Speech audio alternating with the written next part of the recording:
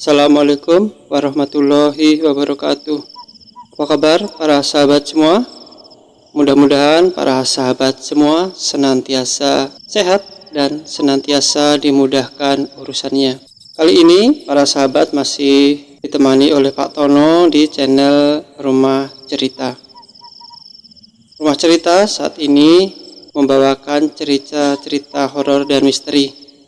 Sedangkan untuk kisah pemuda kaya yang sederhana saat ini kita pending dulu dan akan kita teruskan di lain waktu bila situasinya tepat. Dan kali ini Pak Tono akan meneruskan cerita yang kemarin, yaitu Sang Penembus Dimensi.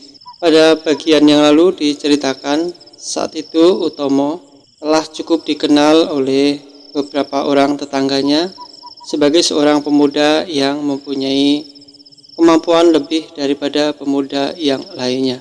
Namun sebelum cerita dilanjutkan, silahkan para sahabat semua yang belum subscribe channel ini untuk terlebih dahulu menekan tombol subscribe yang ada di bawah. Baik, cerita seram dilanjutkan. Utomo saat itu yang namanya sudah cukup dikenal oleh warga di sekitarnya. Beberapa teman Utomo yaitu Firman dan Alif serta dua orang sahabat perempuannya yaitu Lita dan Anissa. Beberapa orang sahabatnya ini makin hari mereka semakin dekat dengan Utomo. Utomo juga saat itu semakin disibukkan dengan usaha konter HP yang dimilikinya. Usaha konter HP-nya ini semakin lama semakin berkembang. Bahkan hanya dalam waktu kurang lebih 1 tahun, Utomo sudah mampu untuk membuka cabang lagi yang lokasinya tak jauh dari konter miliknya yang pertama. Malam itu, setelah Utomo menutup konter miliknya sekitar jam setengah 11 malam, Utomo segera pulang kembali ke rumahnya. Saat dia memasuki rumah kontrakan yang dikontraknya, saat itu Utomo mendapati sudah ada Alif dan Firman yang menunggu di teras kontrakannya. "Ada apa Mas Firman, Mas Alif? Kok tumben ini malam-malam kesini?" kata Utomo kemudian. Firman saat itu kemudian memberitahukan kepada Utomo jika orang tuanya saat ini sedang sakit, dan sakit yang dialami ini sakit yang tidak biasanya.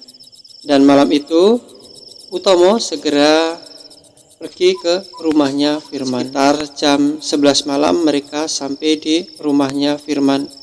Dan saat itu Utomo mendapati orang tua Firman yang bernama Pak Yudi yang saat itu berusia kurang lebih 60 tahun.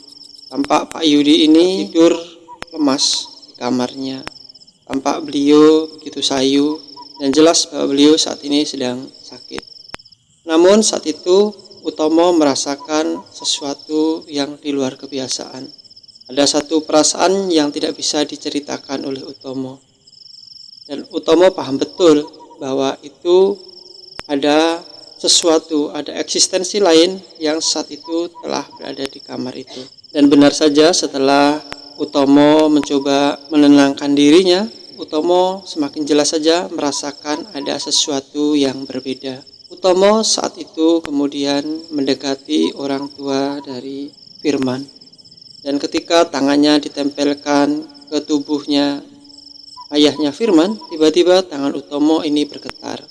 Kemudian terdengarlah sebuah teriakan dari ayahnya Firman. Teriakan-teriakan ini seperti teriakan orang kesakitan. Dan tak berapa lama kemudian muncul seperti asap yang kemudian terbang membumbung tinggi. Ayah Firman saat itu kemudian tampak tenang dan bisa tertidur nyenyak.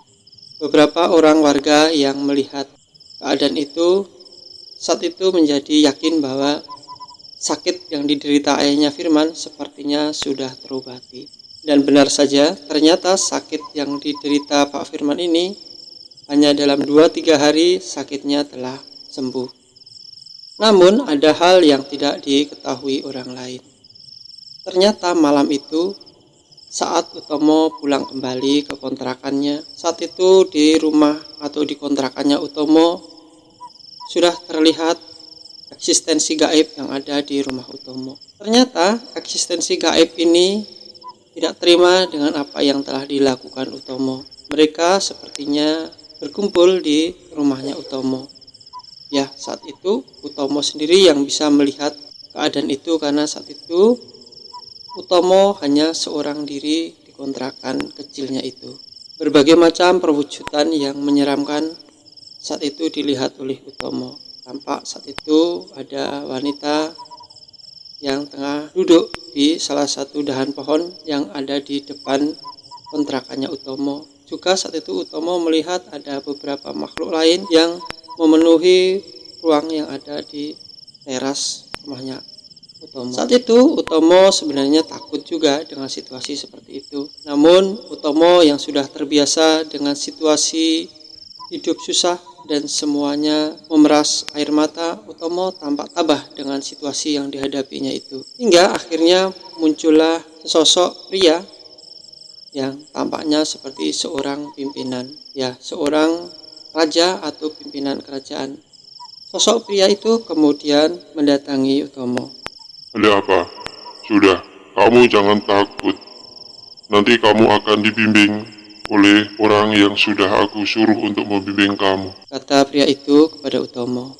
Dan tak lama kemudian pria itu kemudian pergi meninggalkan rumahnya Utomo. Utomo malam itu tidak tenang karena dia melihat di sekitar tempat tinggalnya itu terdapat begitu banyak makhluk-makhluk halus, sehingga saat itu Utomo mencoba memusatkan perhatiannya dan berdoa kepada Allah supaya makhluk-makhluk itu menjauh dari tempat itu. Dan benar saja, beberapa lama kemudian suasana kembali menjadi tenang dan makhluk-makhluk yang tadi ada di tempat itu seketika lenyap dari pandangannya Utomo. Dan ketika itu Utomo terbangun, karena biasanya Utomo memang melakukan sholat malam. Sekitar jam 2 malam Utomo terbangun. Dan saat itulah Utomo kemudian merasa didatangi oleh seseorang bapak bersorban. ada takdir yang mesti kamu jalankan. Takdir ini tidak mudah untuk kamu. Namun, ini bagi orang lain mungkin sesuatu yang baik. Kamu saat ini akan menjadi penyeimbang dan kamu harus menjaga amanah ini, karena tugas ini belum tentu 100 tahun bisa terulang kepada orang lain. Dan kelak mungkin umurmu menjadi panjang. Kamu adalah manusia yang bisa melintasi beberapa dimensi, dan orang seperti kamu ini takuti oleh makhluk-makhluk gaib. Karena dengan kemampuanmu itu, kamu bisa menarik mereka dari alam gaib dan dibawa ke alammu. Jika sudah di alammu, maka mereka bukan siapa-siapa lagi bagi kamu. Kekuatan mereka langsung akan lenyap. Nanti kamu akan aku ajarkan caranya. Itulah yang dikatakan oleh seseorang yang bersorban itu kepada Utomo. Malam itu, setelah melaksanakan sholat tahajud, Utomo segera kembali ke peraduannya untuk tidur. Dan di dalam tidurnya ini, Utomo merasa dirinya diajarkan beberapa amalan oleh orang yang bersorban itu. Dan rupanya kejadian ini terus berlangsung beberapa malam, sekitar 2 bulan. Banyak hal-hal baru yang akhirnya Utomo ketahui dari sang gurunya itu. Saat ini ternyata Utomo adalah disebut makhluk gaib bagi mereka yang gaib. Karena ternyata mereka yang gaib ini malah sama sekali tidak bisa menyentuh Utomo. Utomo tidak terbaca oleh mereka. Bahkan Utomo menjadi seperti sesuatu yang gaib bagi mereka. Utomo begitu ditakuti oleh mereka.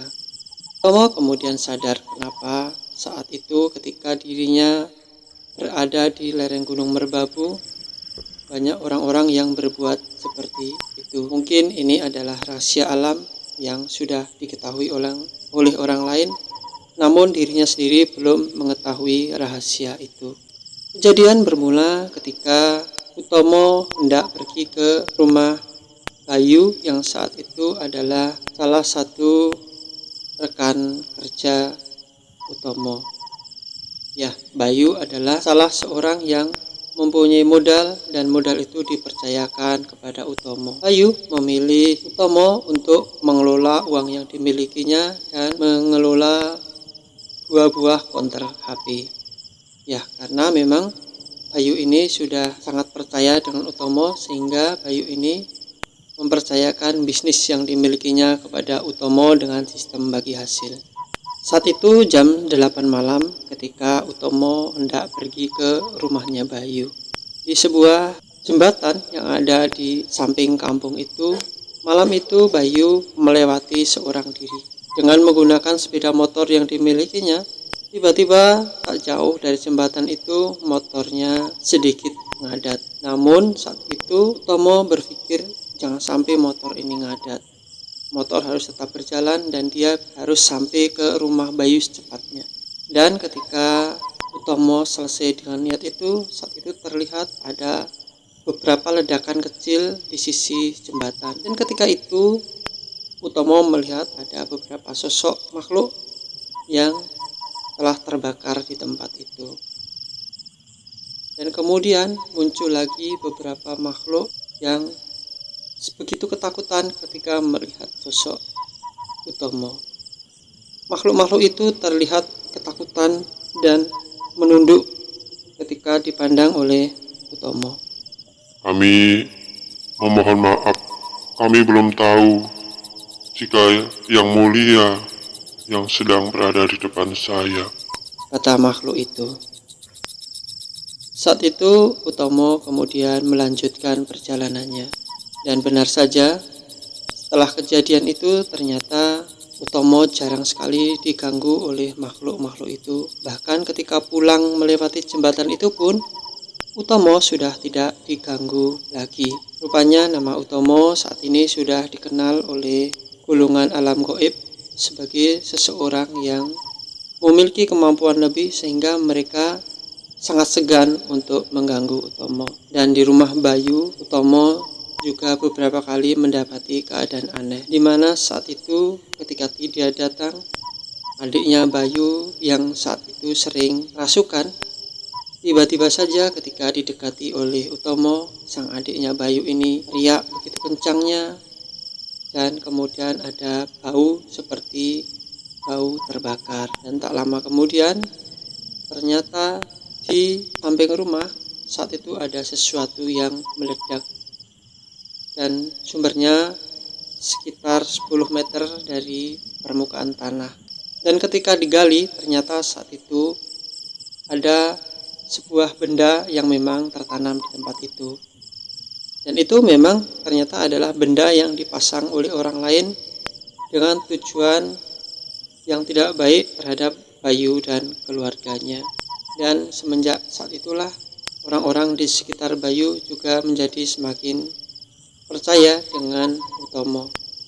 Namun saat itu Utomo menjadi tidak begitu nyaman dengan situasi dan kondisi yang tengah dialaminya saat itu.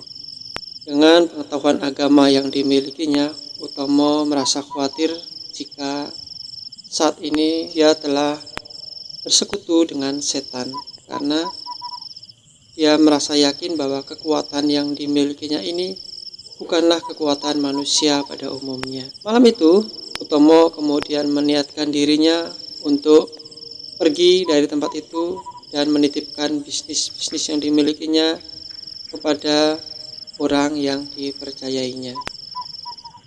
Itulah para sahabat semua kisah tentang Utomo, dan cerita ini akan berlanjut kembali mungkin beberapa episode. Dan terima kasih atas kiriman dari Erik Muhammad atas cerita ini, dan Pak Tono mengucapkan terima kasih kepada para sahabat yang telah mendengarkan cerita ini. Akhirnya Pak Tono mengucapkan wabillahi taufik wal hidayah. Wassalamualaikum warahmatullahi wabarakatuh.